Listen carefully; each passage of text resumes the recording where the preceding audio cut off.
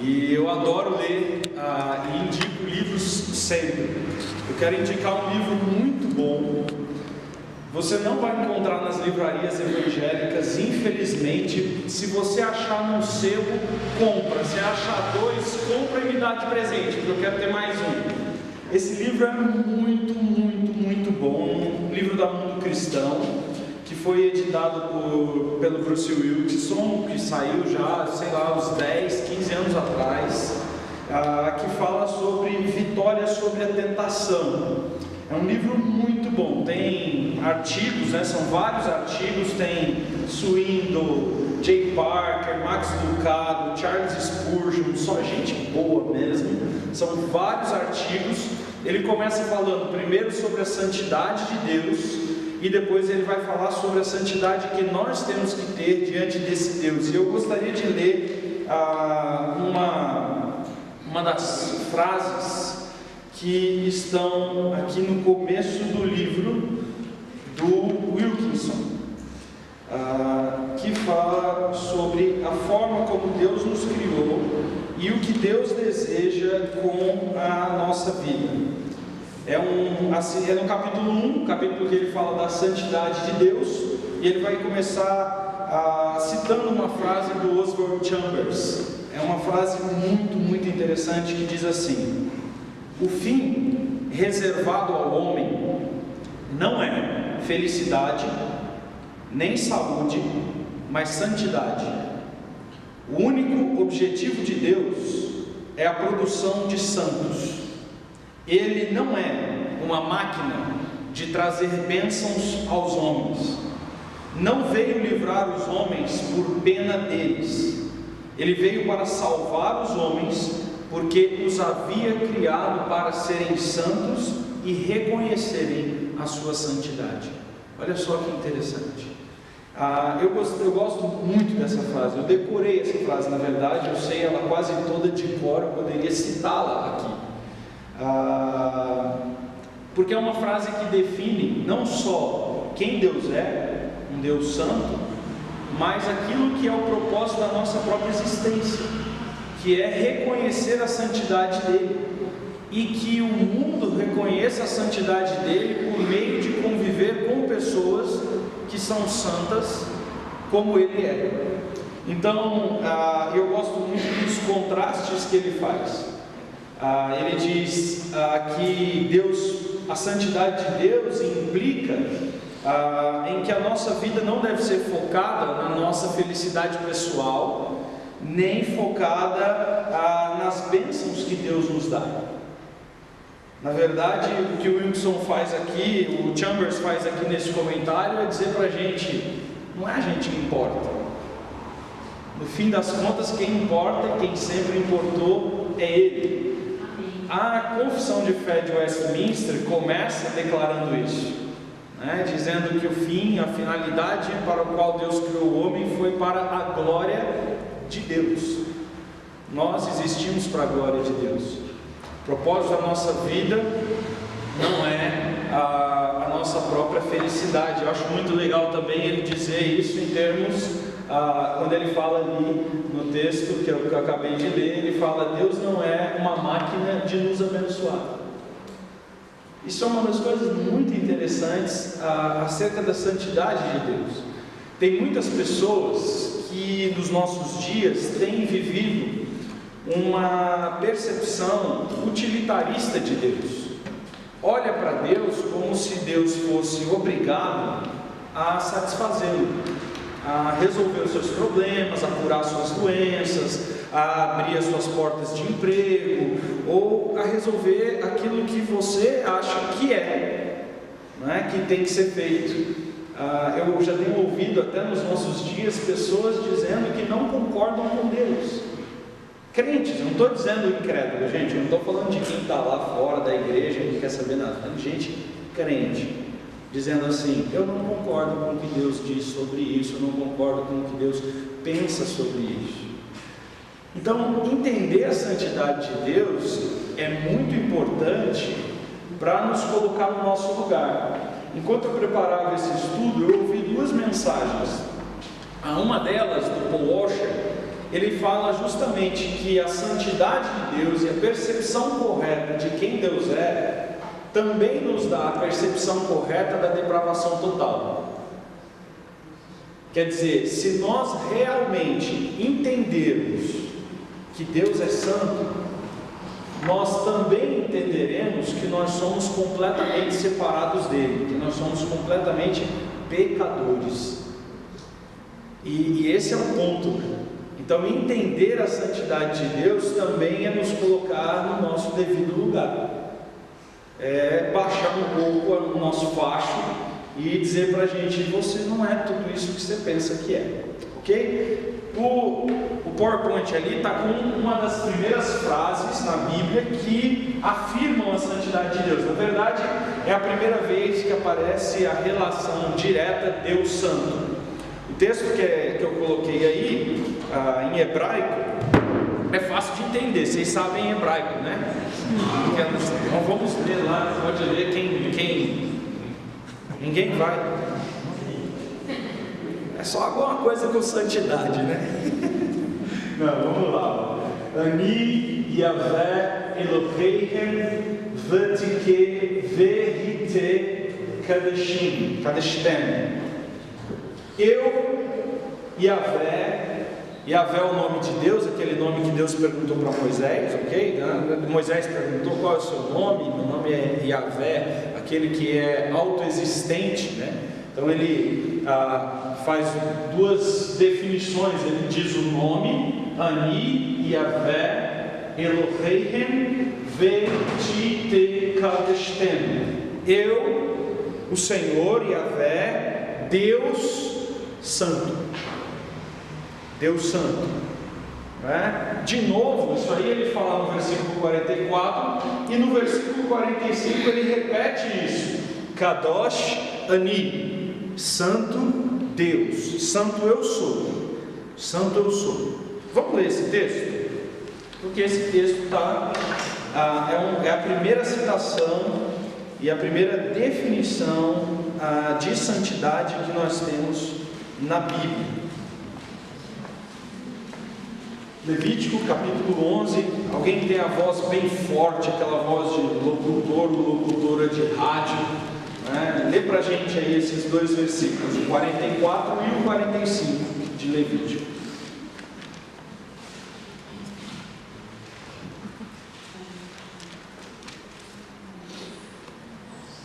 Porque eu sou o Senhor vosso Deus, portanto vós vos santificarei e sereis santos, porque eu sou santo. Isso. E não vos contaminareis com nenhum réptil que se arrasta sobre a terra, porque eu sou o Senhor, que vos fiz subir da terra do Egito, para que eu seja vosso Deus, e para que sejais santos, porque eu sou santo. Eu sou santo. Está aí a primeira afirmação do próprio Deus, dizendo: eu sou um Deus santo. Se você ler o livro de Levítico, você vai ver que o contexto anterior desse texto, Deus vai falar de uma série de pecados de animais. Ele vai falar de uma série de animais que são impuros, animais que rastejam.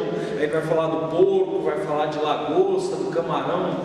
O judeu não come nada disso, né? O judeu não pode comer nenhum desses animais, porque Deus disse que eles são animais impuros, lá em Levítico. Ainda bem que a gente não é judeu, né? Graças a Deus, né? Mas é muito interessante essa questão. Eu já li vários comentários acerca desse texto de Levítico, perguntando por que Deus separou alguns animais para serem puros e alguns animais para serem impuros. Você já parou para pensar nisso? Por quê? Por que Deus fez essa separação? Animais puros, animais impuros. Isso é fundamental para a gente entender a declaração que está bem no miolinho daí, né? Ele fala de todos os animais que são impuros, dos animais que são puros, e aí ele fala: eu, o Senhor, sou um Deus santo, e eu tirei vocês da terra do Egito para serem santos, porque eu sou um Deus santo. Então ele está exprimindo a sua santidade, declarando a sua santidade num contexto que está falando de animais puros e impuros. Por que isso? Por que alguns animais são puros e outros animais são impuros? Ninguém. Arrisca aí, dá um chute. Os impuros seriam os animais selvagens? Os animais selvagens? Não, porque o porco, por exemplo, é um animal doméstico, né? Um animal que a gente cria no quintal aí, igual semelhante à vaca. E o porco é um animal impuro. A gente come peixe, peixe é selvagem, né? Peixe do rio, peixe de lago, a gente pode, o judeu podia comer, mas o peixe de couro, por exemplo, o tubarão, cação, né? Que a gente chama de cação, ele não podia. Então, não tem muito a ver com o animal ser selvagem ou doméstico, não. A carne um pouco mais pesada? Oi? A carne é um pouco mais pesada. A carne é um pouco mais pesada. Pesada, mais impura. Mais impura? É uma carne mais impura. Carne de porco, por exemplo, a gente sabe que tem bastante contaminação. Tubarão. Né? O camarão é carne extremamente pesada. O camarão O camarão. Não vou nem falar o cocô, Ele come cocô, né? O camarão come cocô de peixe, né? E o porco come qualquer porcaria que você colocar na frente dele, né? Mas a gente sabe que outros animais, por exemplo, o cabrito, tem uma carne tão pesada quanto a do porco, e também é um animal que come qualquer coisa que você colocar na frente dele, né? Tanto é que você, quando lá no Nordeste, lá quando minha avó matava os bodes, dava para sentir o cheiro da caatinga 3 km de distância, né, do bode morto. Até quem não sabe cozinhar carne de bode, você tem que lavar uma vez, lavar 2 vezes, cozinhar, depois lavar de novo, para tirar toda a caatinga da carne, para você conseguir comer a carne, né? Mas ele remói, né? Hã? Ele remói. Na remoção, a própria sabedoria mata. Exatamente, ele consegue, ele é um pouco mais purido que o porco, mas também não é aquela coisa assim de mais puro, não. Eu acho que não tem nada a ver com isso. Mas a carne da cabra é melhor que a carne de vaca. Menos tóxica. Menos tóxica, a carne de vaca também é tóxica. Mas e aí? Mas não é isso não. Tem nada a ver com o tipo do animal ou o que ele come ou coisas assim. Tem até animais que são considerados impuros na lei de Moisés, que são até mais limpos do que alguns animais considerados puros. Mas não é pelo caminho da classe ou da categoria do animal, não. Eu vou responder. É mais simples do que você imagina. Porque Deus quis. Eu falei, Porque Deus quis. A questão da pureza e da impureza dos animais não tem a ver com o tipo de carne, não tem a ver com o animal ser um animal mais sujo ou mais limpo, mas tem a ver com o caráter de Deus. Deus queria que o povo dele fosse distinto dos outros povos da terra, separado dos outros povos da terra. É por isso que dentro desse contexto ele vai dizer essa frase que normalmente Deus diz quando ele está dizendo essa questão da separação. Ele diz: eu separei vocês, eu tirei vocês do Egito. Eu trouxe vocês para ser particularmente separados para um propósito que eu determinei.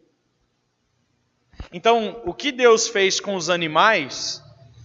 Deus separou os animais e disse: esse é puro, esse é impuro, esse é puro, esse é impuro. Deus também fez isso com os povos da terra. Deus pegou Israel e falou assim: você vai ser puro e os outros são impuros. Vocês são povo santo, porque eu, o Senhor, separei vocês com este propósito. Então a pureza dos animais e a pureza do povo de Israel não tem a ver com o tipo de carne, não tem a ver com o tipo de animal, não tem a ver com o tipo de cultura em que esse animal é criado, tem a ver com a vontade de Deus. E é interessante porque a própria natureza de Deus é uma natureza separada. A palavra kadosh, que é essa palavra que nós temos aí, kadosh, aula de hebraico, Q-A-D-O-Sh, Kadosh.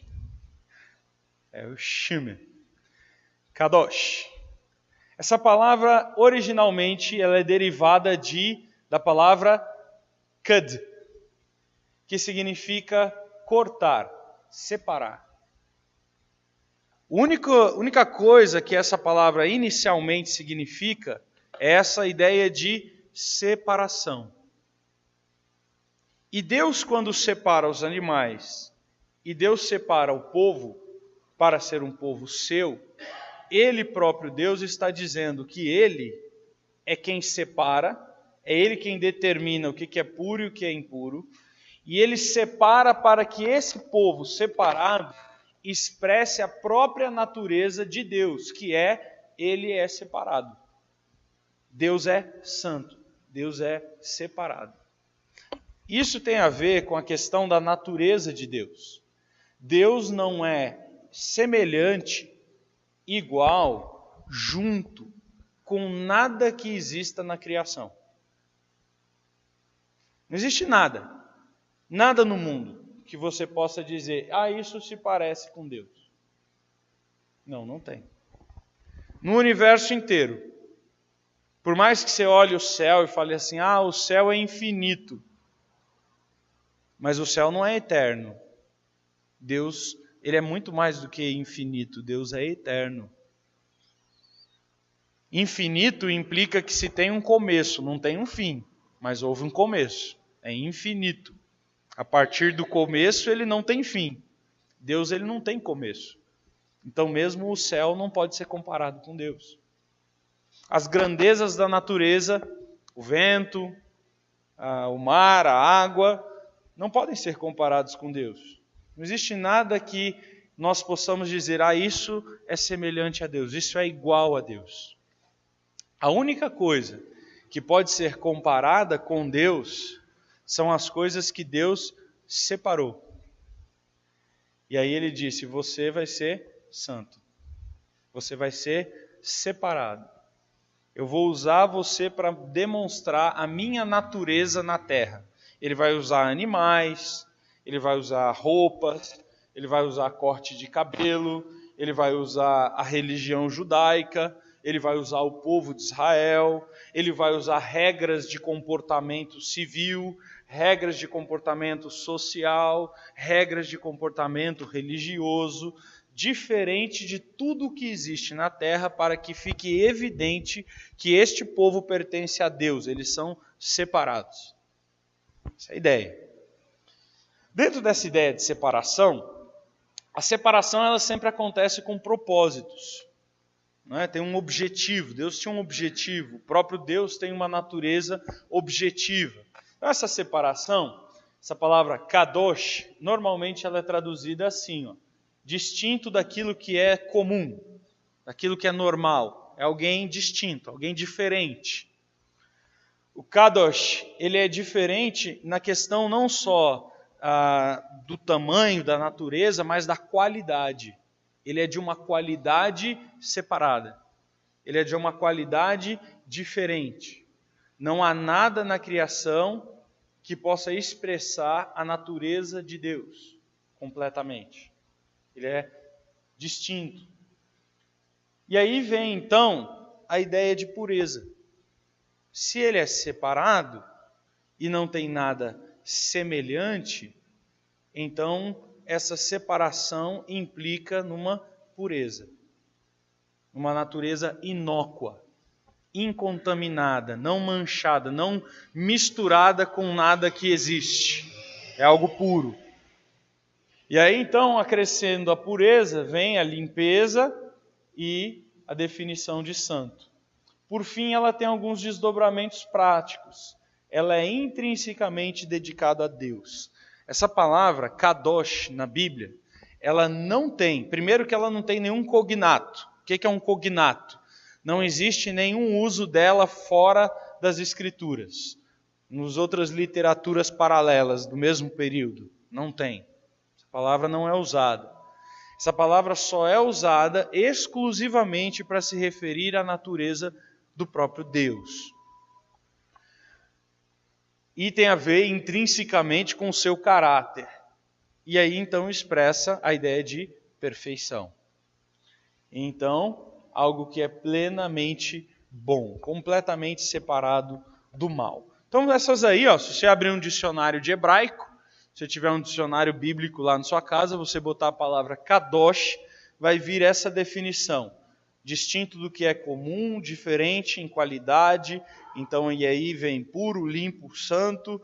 Intrinsecamente a palavra é dedicada ao próprio Deus. É somente Deus que tem a qualidade inerente a si, santidade. Nós não temos essa qualidade. Nós não somos santos por natureza.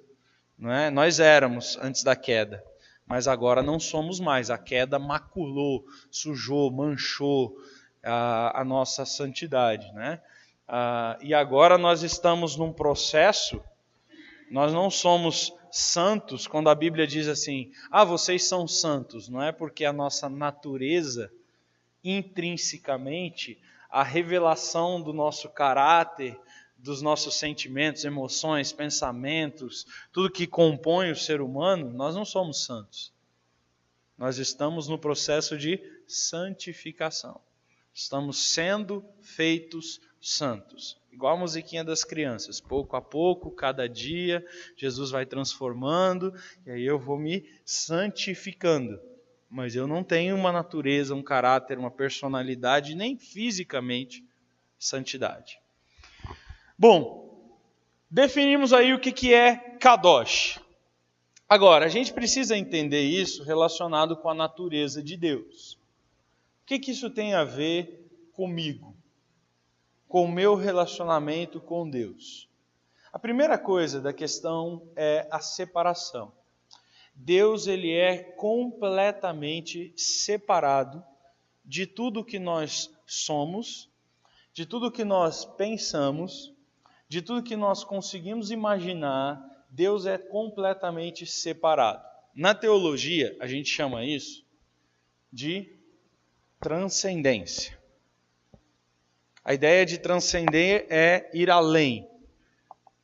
Deus é muito mais do que nós podemos definir.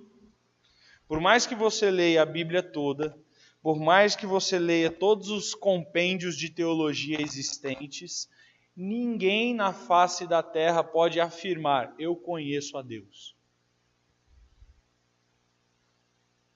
Não tem como. Porque Ele é muito maior do que qualquer definição. Ele é muito maior do que o que a Bíblia diz. Ele é muito maior do que os livros de teologia afirmam. Deus é transcendente.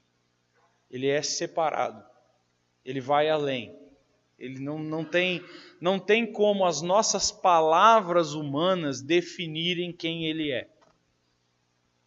As nossas palavras são insuficientes para definir, delimitar quem é Deus.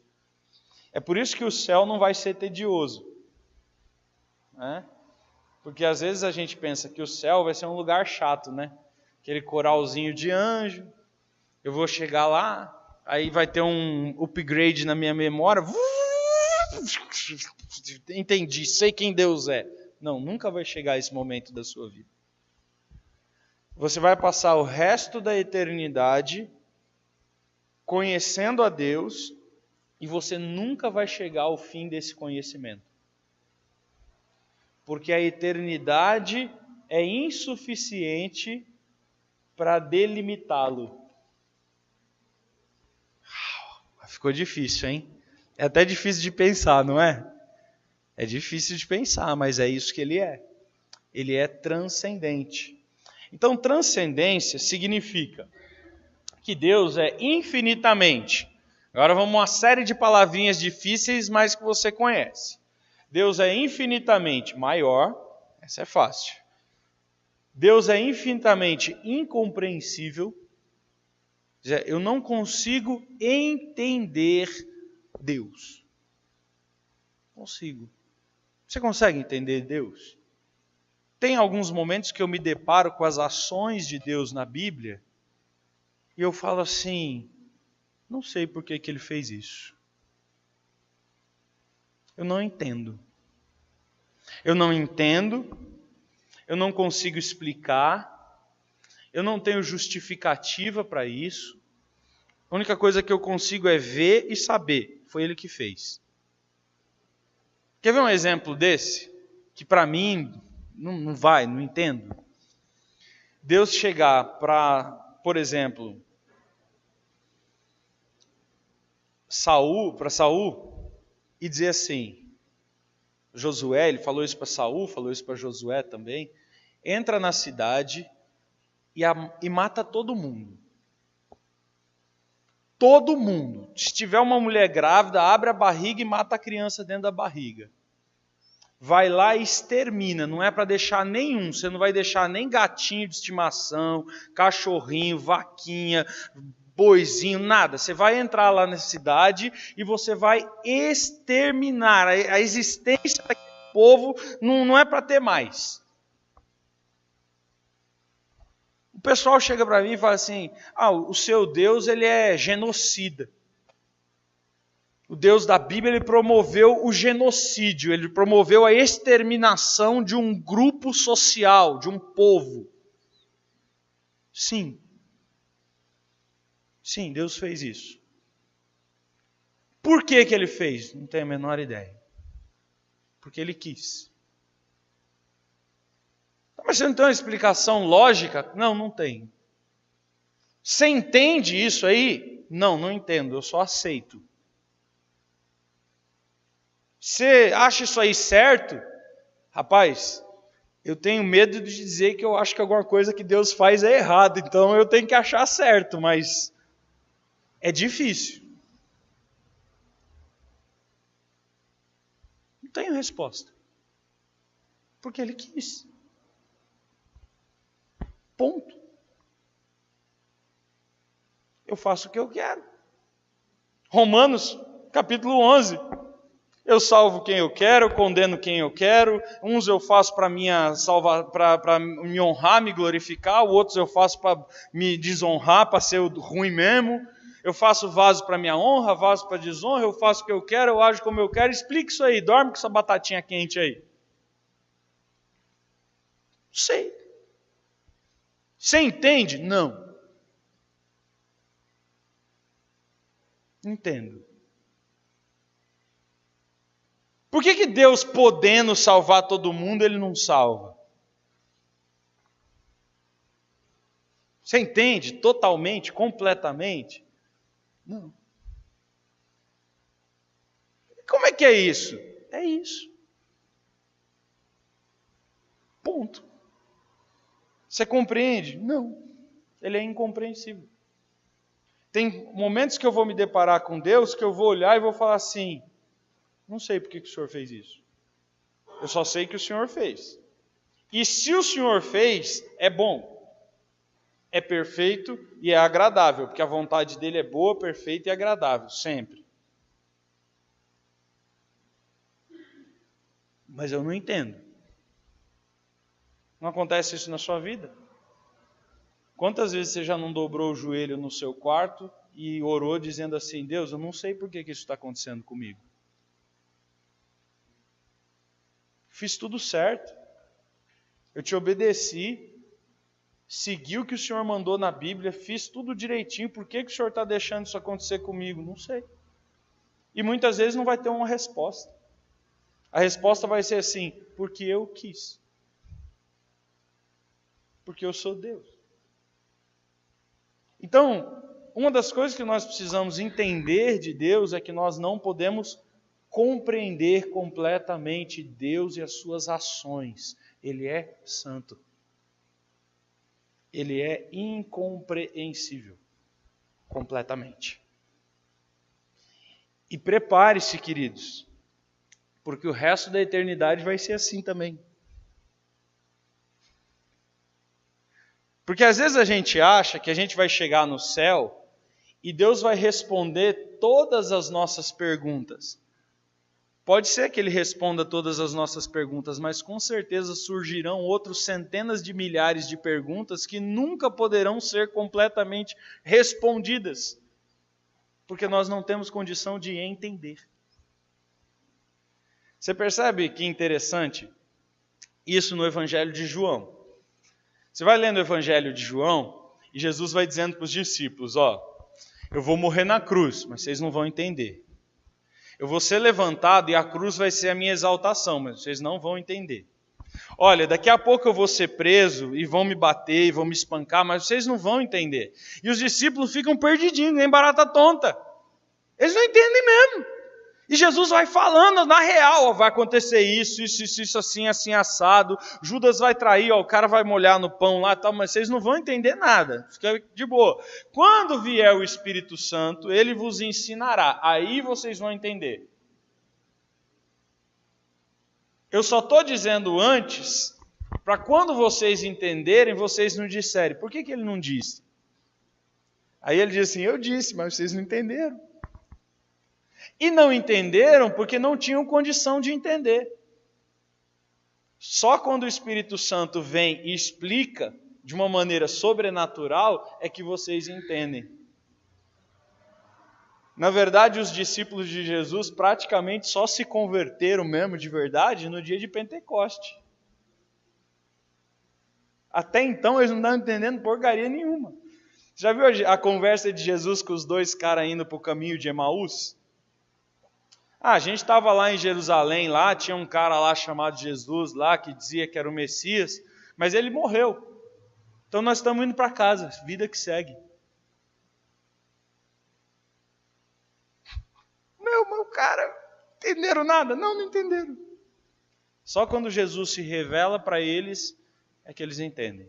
Então, Deus é incompreensível. Deus não pode ser limitado pela razão, pela explicação. Deus não pode ser limitado pela teologia.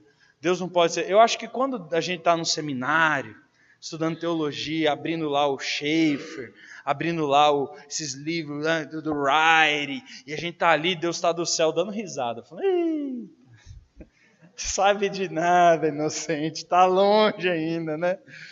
Quando você acha que você vai assim, entendi uma coisa de Deus, aí acontece outra, você fala, não entendi mais nada de novo. E Deus dá risada da gente, queridos, das nossas tentativas, às vezes até tolas, de querer explicar, compreender, entender. Nós não vamos. Tem coisas de Deus que nós só aceitamos, ok? Deus, ele é ininteligível, quer dizer, não dá para nossa mente conseguir delimitá-lo, ou entendê-lo, ou captá-lo, explicá-lo, não é?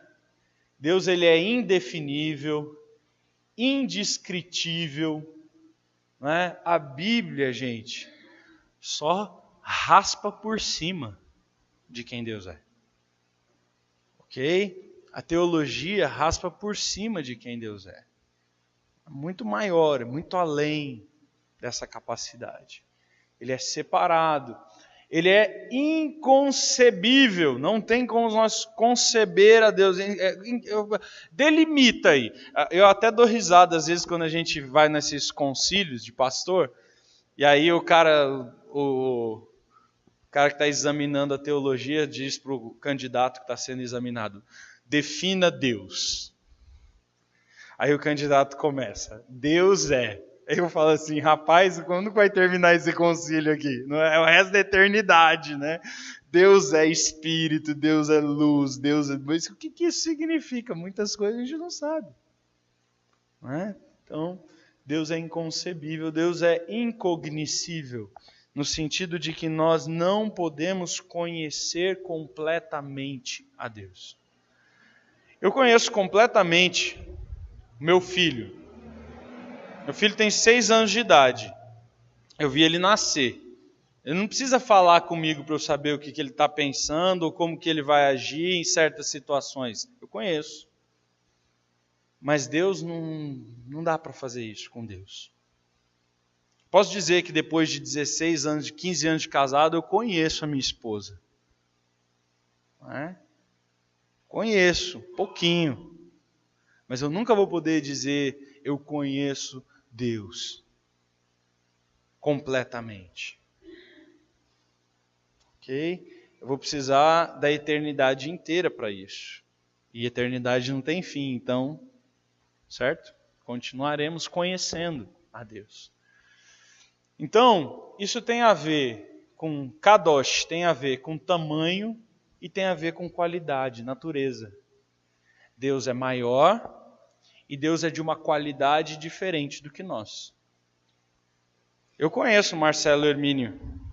Quando eu vejo essa carequinha de longe, eu já conheço. O Marcelão. A aparência do Marcelo eu conheço. Depois de um tempo convivendo junto, a personalidade eu conheço. Mas Deus tem certas coisas que eu não conheço. Gente, isso muda o meu relacionamento com Deus?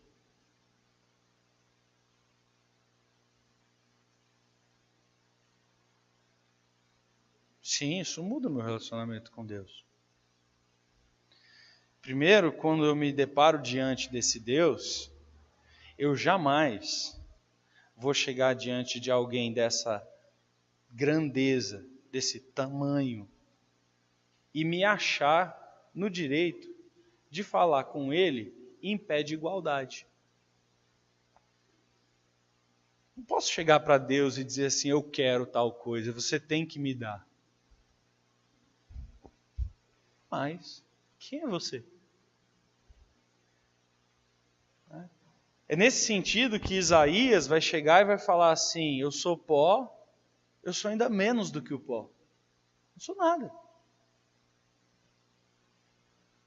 Quem é você para dizer para Deus, eu determino, eu decreto, eu não aceito, me dá de volta o que é meu, restitui. Quem é você? Você é dono do quê? Você fez o quê?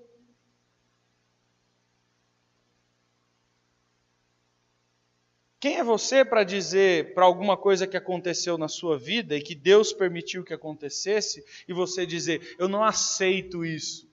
Deus ri da sua cara quando você fala isso. Quem é Ele para dizer que não aceita? Eu sou santo. Eu sou separado dos seres humanos. Os meus pensamentos não são os vossos pensamentos. Os meus pensamentos são maiores, transcendem os seus.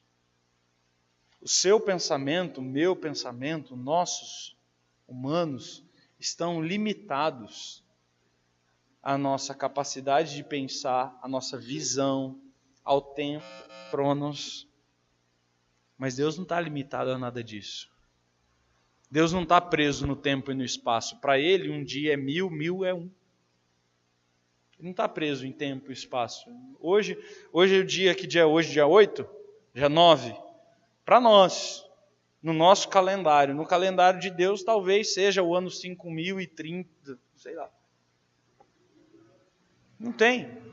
Ele não pode ser limitado a isso, a tempo e espaço. Quando Ele quer, Ele fala assim, sol, para aí. Que o meu exército está lutando lá embaixo, eu não quero que fique de noite. Então vou parar o tempo. Parei. O relógio de vocês não vai andar. Vai lá, luta lá e vence os inimigos. Deus está preso a isso. Então a transcendência, que é um dos desdobramentos da santidade de Deus, deixa claro para a gente que Deus é completamente separado. Quando eu vou orar, eu não posso falar com Deus como se eu estivesse falando com o meu colega de trabalho, com o meu filho, com a minha esposa, com qualquer pessoa. É por isso que o Espírito Santo intercede por nós com gemidos inexprimíveis. Porque se o Espírito Santo não tivesse intercedendo as nossas orações, Deus nos mataria pelas nossas palavras. É por isso que, por exemplo, quando a gente faz uma coisa boa, você fala assim, acertei, mano, fiz tudo que Deus queria. Bati na lata, obedeci a Bíblia, vou poder chegar na presença dele e dizer assim, Deus, fiz o que o Senhor queria. Deus vai olhar e vai falar assim, meu amigo, as suas obras de justiça, aquilo que você faz de bom, que você fala assim, acertei, na minha presença são igual trapos de imundícia. É o mods usado. Antigamente as senhoras, não tinha esse absorvente íntimo que vende no supermercado era uma toalhinha de pano. Aí, muitas vezes essa toalhinha ficava tão manchada, tão suja do sangue menstrual, que tinha que ser jogado fora. Ele está dizendo, quando você acerta, que você fala assim, ixi, pô, bati na... Opa, acertei, agora Deus vai ter que me dar o que eu quero. Ele olha e fala assim, trapo de imundície. A Bíblia diz, no livro de Jó, capítulo 4, que os anjos do céu, os anjos, são repulsivos ao Senhor em relação à santidade dele. O próprio céu é repulsivo a ele em relação à santidade dele. Interessante isso, não? Então isso muda o nosso relacionamento com Deus. A santidade de Deus tem que nos deixar evidente a nossa completa e total separação dele. Deus não é como nós somos. Deus não é a minha compreensão de quem Deus é. Ah, eu acho que Deus é assim. Não, não é. Ele é mais. Ele é além. Ah, eu li na Bíblia dizendo que Deus é desse jeito. Não, Ele é mais. Ele é além. Ele é maior. Não dá para a gente poder delimitá-lo. Ele é separado de qualquer delimitação, de qualquer coisa, de qualquer conceito nosso. Ok? Beleza? Vamos caminhar então. Eu tenho até 6h30? 1h30? Bastante tempo, da hora. Não, já está acabando. 10 minutinhos? Beleza. Então, olha lá. Ó. Vamos ler alguns textos para a gente definir isso aí. Lê para a gente aí, Josué 24, 19 e 20.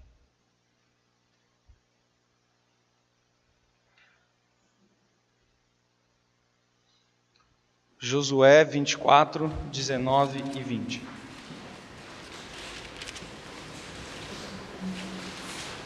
Pode ler? Pode ler. Então Josué disse ao povo: não podereis servir ao Senhor, porquanto é Deus santo, Deus zeloso, que não perdoará a vossa transgressão nem os vossos pecados.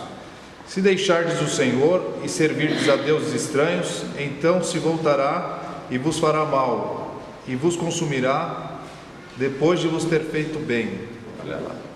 Texto dizendo claramente, total e completa separação. Né? Vocês não têm condição de servir a Deus. E se vocês forem servirem outros deuses, cuidado, que aí o bicho vai pegar para o lado de vocês, porque ele é separado, ele não é igual a vocês. O que mais? Vamos lá. Isaías 40, 25.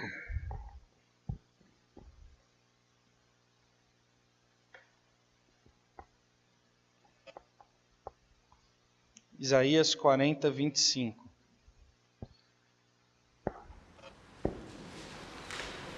Lê pra gente aí. A quem, pois, me comparareis, para que eu lhe seja igual? Diz o santo. A quem? O que você vai comparar a Deus? Qual é a medida, a vara, o padrão?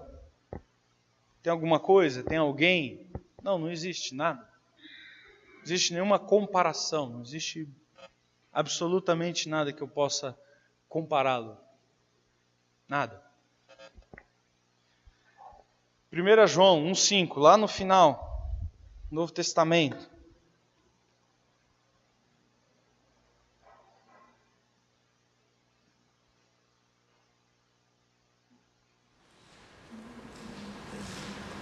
E esta é a mensagem que dele ouvimos e vos anunciamos, que Deus é luz e nele não há trevas nenhuma. Deus é luz.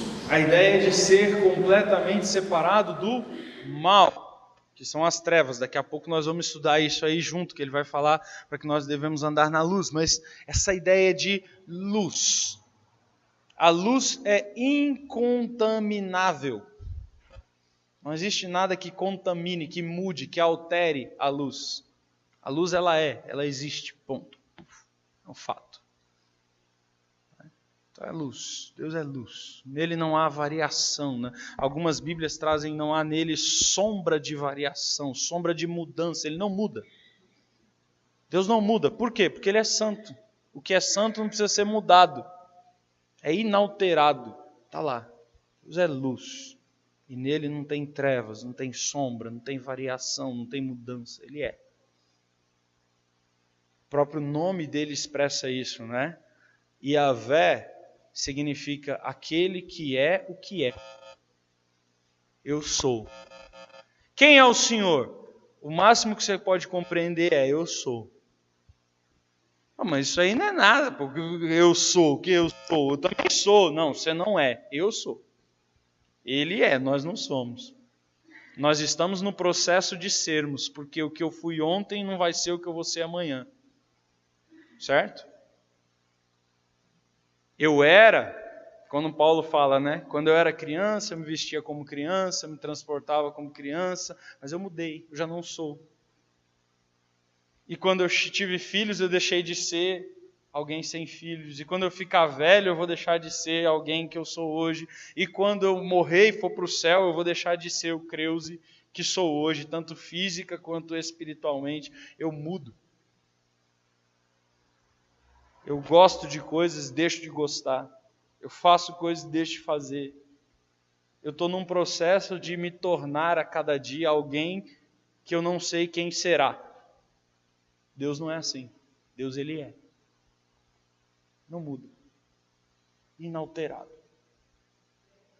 Deus nunca mudou, nem nunca mudará. Ele é. Não volta atrás, e não se arrepende. Ele é Deus. Santidade.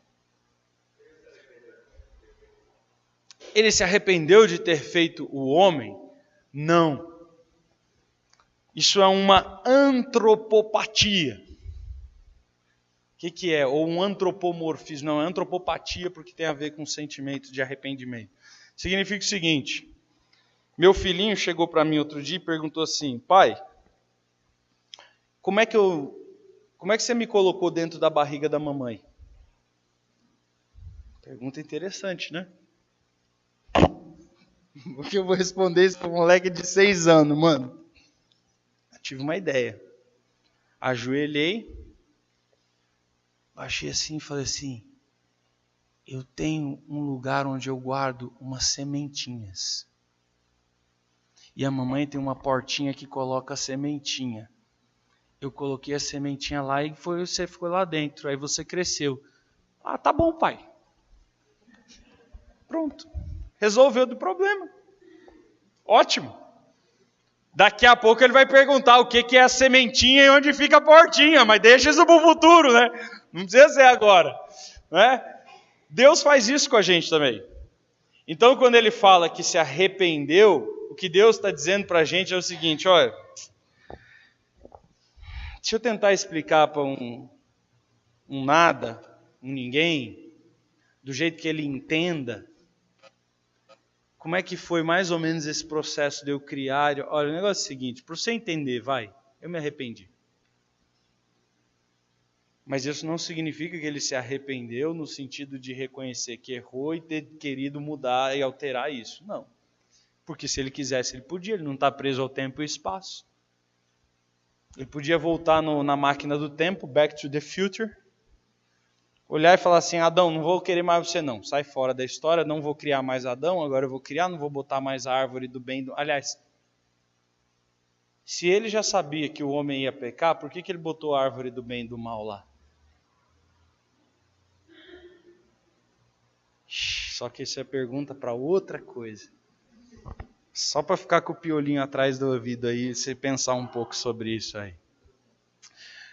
Mas a questão é, Deus é o mesmo, inalterável, santo. Deixa eu passar rápido aqui alguns conceitos, então. Isso se implica na sua soberania. A santidade de Deus significa o seguinte: Ele faz o que Ele quer. Então, quem determina o que é certo, o que é errado, o que é bom, o que é mal, o que é bonito, o que é feio, o que é santo, o que é pecaminoso, o que é justo, o que é injusto, como quando vive, quem vive, quando morre, quem morre, salvo e condenado, quem Ele vai salvar, quem Ele vai condenar, todas essas coisas é o próprio Deus. Se acontecer alguma coisa na sua vida, E a Bíblia nos garante isso, que aqueles que amam o Senhor receberão dele o seu amor, sua presença e a sua vontade boa, e perfeita e agradável. Então, se o seu filhinho de 2 anos de idade morrer, e por mais que você não entenda isso, e que você não saiba por quê, e que você questione por que Deus fez isso, uma coisa eu posso dizer: foi bom. Mas por que foi bom? Porque Deus permitiu. E Ele só permite que coisas boas aconteçam na vida daqueles que amam a Ele. Sofri um acidente de carro, fiquei paraplégico na cama lá, estou deitado olhando para o teto o resto da minha vida. Foi bom. Deus permitiu? Foi Deus que permitiu. Ele está no controle da sua vida? Tá. Ele perde esse controle? Jamais. Então, se Ele permitiu, é porque é bom. Ah, mas eu não entendo. Você não tem que entender. Ele é soberano. Quem manda é Ele. Quem morre, quem vive, o que é bom, o que é mal, o que é certo, o que é errado, não sou eu nem você que determina, é Ele. Porque Ele é santo. Eu não sou santo. Não tenho condição de determinar coisas perfeitas. Só Deus pode fazer isso. Então, a santidade implica na soberania. Essa soberania, ela é revelada nas Escrituras. Vamos ler esse texto aí. Isaías 1, 16 e 17.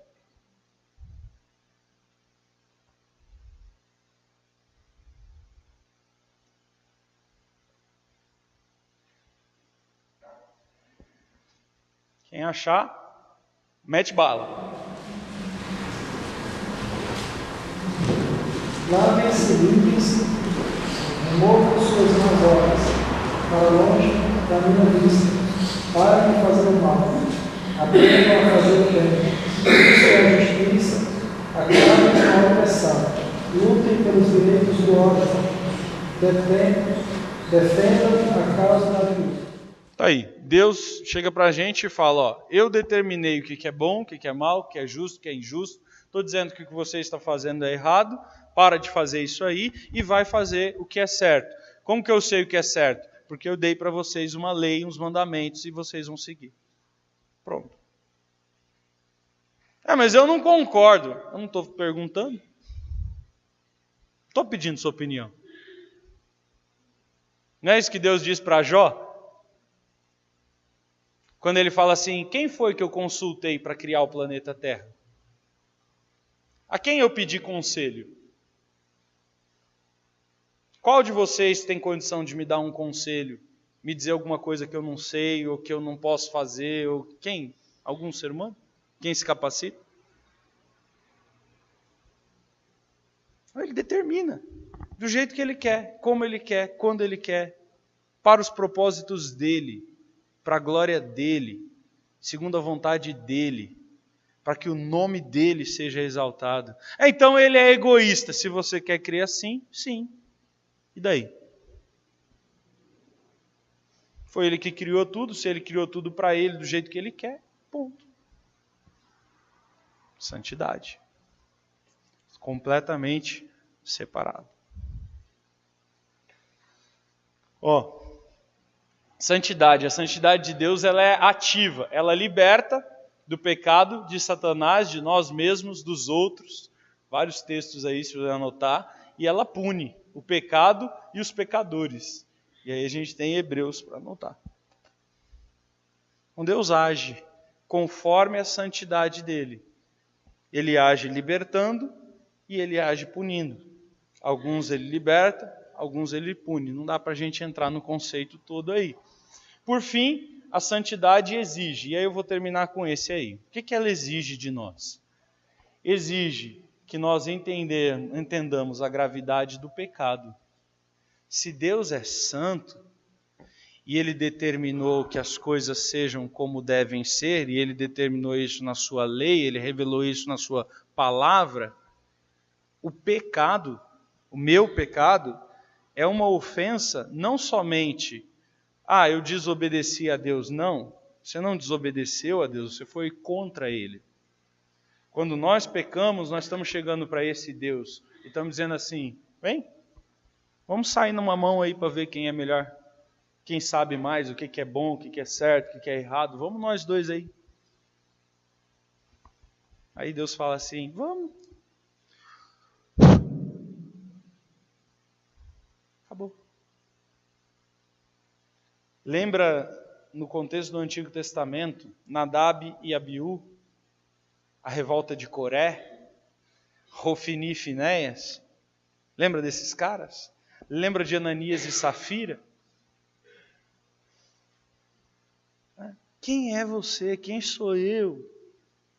Para querer chegar na presença de Deus e dizer o que é certo, o que é errado, o que é bom, o que é mal, o que é... Você é louco. Não dá. Eu simplesmente, diante da santidade, me rendo. Eu digo, ok. Tá bom. Estou errado. Me arrependo. Eu mudo. Vou fazer o que o Senhor quer. Não entendo, não gosto, é totalmente diferente, é totalmente alheio à minha natureza, à minha personalidade, ao meu entendimento, ao meu caráter, à minha vontade, mas já que é o Senhor que está mandando, tá bom. Vou fazer. Então, obedecer, pecado é uma coisa séria, todo pecado ofende a Deus. E não existe essa coisa de pecadinho, né? Todo pecado é pecado. A tua fofoca é tão pecado quanto o sexo do homossexual. São dois órgãos no corpo. Um usa o ânus, o outro usa a boca. Para Deus isso é só carne. A forma como você usa é Ele que determina. Se você usa fora do que Ele determinou, pecado. Todo pecado é pecado e ofende a Ele gravemente. E a gente precisa entender isso. Precisamos aprender a odiar o pecado como Deus odeia. E aí eu vou terminar com aquela expressão que o Marcelo citou aqui no começo de Levítico. Deus separou um povo, a gente não tem tempo, tinha mais coisa para postar aí, mas Deus separou um povo para que esse povo seja separado, para que esse povo seja santo. Isso significa que Deus quer ser conhecido através de nós. Isso significa testemunho. Eu estou conhecendo a Deus, sou transformado pelo conhecimento que tenho dele, vivo conforme esse Deus, e assim eu testemunho de quem Deus é.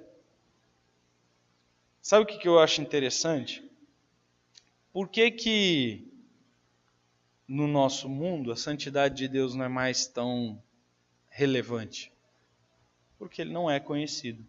E por que ele não é conhecido? Porque os crentes não testemunham dele. Na verdade, dão mau testemunho. E aí é um ponto que a gente tem que avaliar. Terminei aqui. É isso mesmo? Vamos orar então? Pai, muito obrigado por essa verdade que a gente tenta esboçar aqui, segundo o que a Tua palavra revela. Nos ajuda, Senhor, diante de um Deus santo, jamais nos acharmos no direito de determinarmos, de afirmarmos, de categorizarmos, de querermos delimitá-lo, de em algum momento da nossa vida achar que os nossos pensamentos, o nosso jeito de ver a vida é melhor do que o do Senhor. Nos ajuda nisso, Pai. É o que eu peço por mim, pelos meus irmãos aqui. E eu oro no nome do Senhor Jesus. Amém?